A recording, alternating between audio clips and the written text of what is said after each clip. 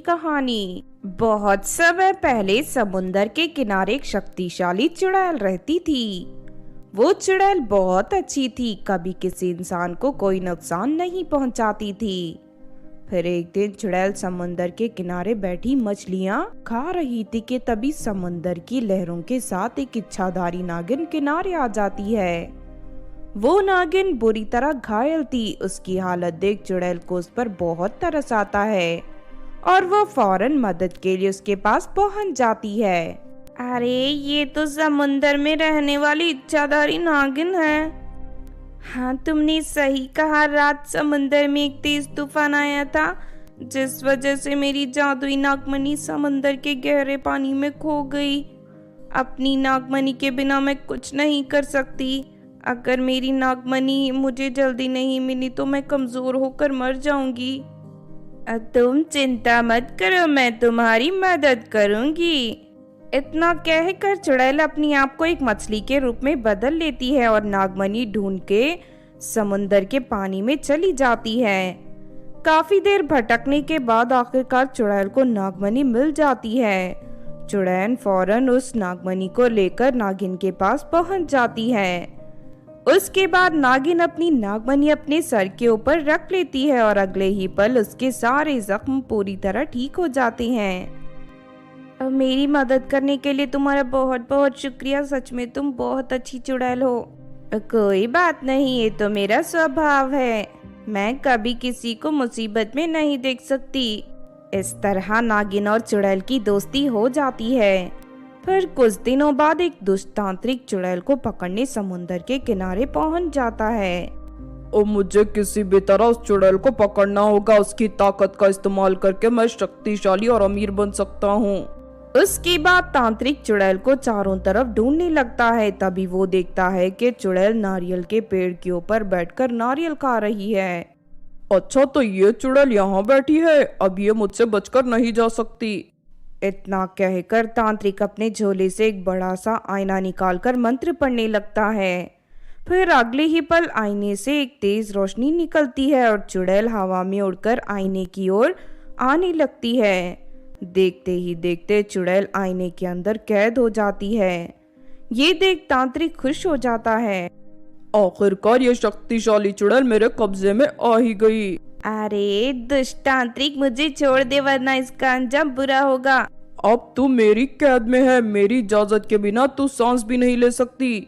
मेरी बातें मानने के सिवा तेरे पास और कोई रास्ता नहीं है। अगर तूने ज्यादा होशियारी दिखाई तो मैं तुझे जलाकर मार दूंगा। उसके बाद तांत्रिक आईने में कैद चुड़ैल को लेकर पास वाले गांव में चला जाता है। तांत्रिक देखता है कि उस गांव के एक घर में शादी हो रही है। अरे वाह, यहाँ तो शादी हो रही है। ये बहुत अच्छा मौका है। अब मैं दुल्हन के सारे गहने अपने कब्जे में कर लूंगा। चल चुड़ैल, जल्दी से इस घर के अंदर जा और दुल्हन के सारे गहने छीन कर मेरे पास ले आ। फिर अगले ही पल चुड़ैल आने से बाहर निकल आती है और सीधा उसके घर के अंदर चली जाती है।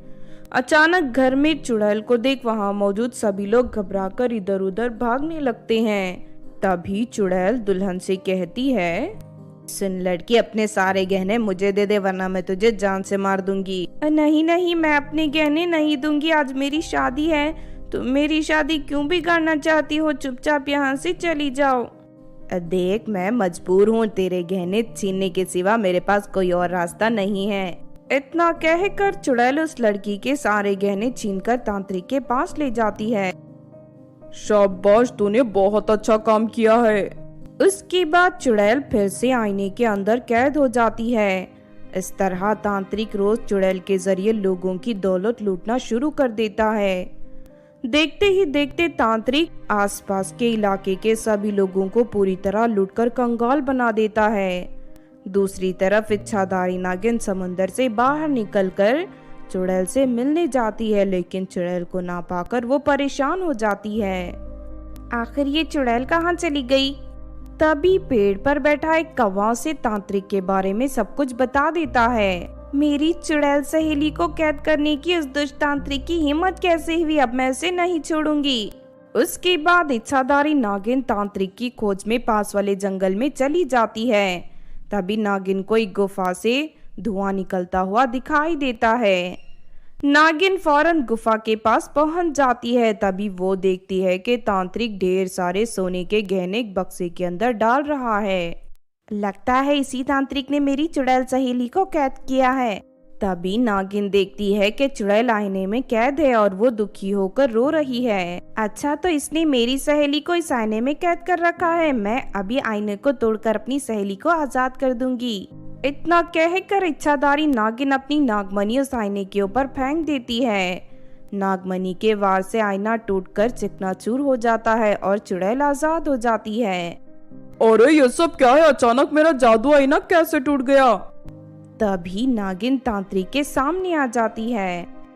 तूने मेरी सहेली को बहुत तकलीफ पहुंचाई है, अब मैं तुझे इसकी सजा दूंगी। अरे ये तो एक इच्छाधारी नागिन है, मैं इसकी शक्ति का सामना नहीं कर सकता, मुझे यहाँ से भाग जाना चाहिए। इससे पहले तांत्रिक वहां से भागता चुड़ैल उसे पकड़ लेती है और जमीन पर पटक कर उसकी पिटाई करने लगती है। उसके बाद इच्छाधारी नागिन अपनी नागमणि की शक्ति से वहां ढेर सारे आग प्रकट कर देती है। चलो इस दुष्ट तांत्रिक को इस आग में फेंककर इसका खात्मा कर दो। चुड़ैल फौरन तांत्रिक को जलती हुई आग में फेंक देती है। अरे मर गया रे, कोई मुझे बचाओ, कोई मुझे आग से बाहर निकालो। देखते ही देखते तांत्रिक जलकर राख हो जाता है। तांत्रिक के मरते ही दोनों सहेलियां वहां से चली जाती हैं और खुशी से रहने लगती हैं। तो आपने देखा दोस्तों चुड़ैल और नागिन की दोस्ती की कहानी। इस कहानी से हमें ये सीख मिलती है कि हमें चुड़ैल और नागिन से सीख लेकर हमेशा बिना किसी स्वार्थ के मुसीबत में फंसे लोगों की मदद करनी चाहिए। अगर ये कहानी आपको अच्छी लगी हो तो ज़रूर लाइक करें और हमारे चैनल छोटू टीवी को सब्सक्राइब भी कर लें। और हाँ दोस्तों, हमें कमेंट करके ज़रूर बताना कि आपको कहानी कैसी लगी।